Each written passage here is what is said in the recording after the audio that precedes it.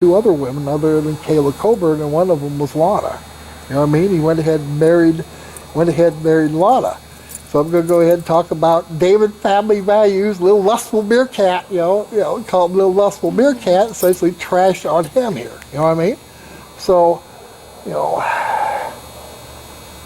what happens is that regardless here, I don't think the Styrons, you know, if they'd sold for maybe 200,000 is a lot less than 270,000, you know, less than 300,000. But shoot, this place hadn't been sold, for my guard, hadn't been sold yet here. And I says, shoot, this is the place to go ahead and set your police station up, you know what I mean? Mm-hmm. And it was on sale. I know we looked at it. Okay. 3 or 4 years ago. Well, no, yeah, but what happens is that, remember the March 30th, I was running for mayor, and essentially, it's already been sold. And I says, well, news to me here. I says, hey, just go ahead and fix that up. This is the Burnett building. Mm-hmm. That used to be a Burnett building as well. And Rex Burnett died in 2003. He was your size. He was bald. He was a little, sort of like an Irishman. He chomped a cigar, and he was one of the old-time Granbyites here. And you go ahead and see this building here, made in 1901 or 1905, 1901 I think. Used to be the Masonic Lodge. Right. Look at the 1998 Masonic Lodge, and you see how the Masons have gone downhill big time. You know what I mean? Same way with all the Granby. But it's sort of lost it. Anyway, I'm glad I don't have to walk home in the cold here, you know, telling Roxy that, yeah, I got arrested again. But I did bring $250 to pay, you know, just in case, you know what I mean? That whole thing is that I deliberately seek something here that is not quite right, and I pick at, and then this idiot goes ahead, they panic, and then they go ahead and do stupid crap here. And essentially, I think essentially a strategic lawsuit, go ahead and just close this thing down for about 4 or 5 years, you know what I mean? And, you know,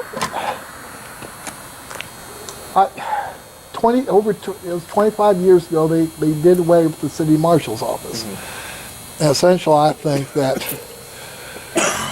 if that's the way they're going to run, I mean, you know, this latest thing for this water supply, last February, how much does it cost? How much are you spending on water pipes?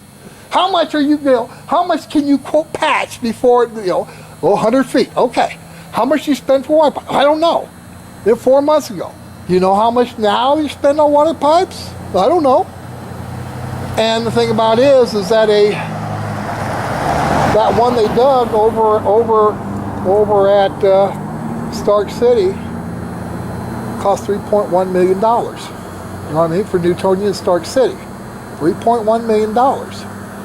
What is their water bill going to be like for a while? Mm-hmm. Essentially, for Granby, you can't tell me if you spend $40,000 or $400,000 for pipes. You'll spend that much, maybe $40,000. You can't go ahead and tell me how much you spend for that.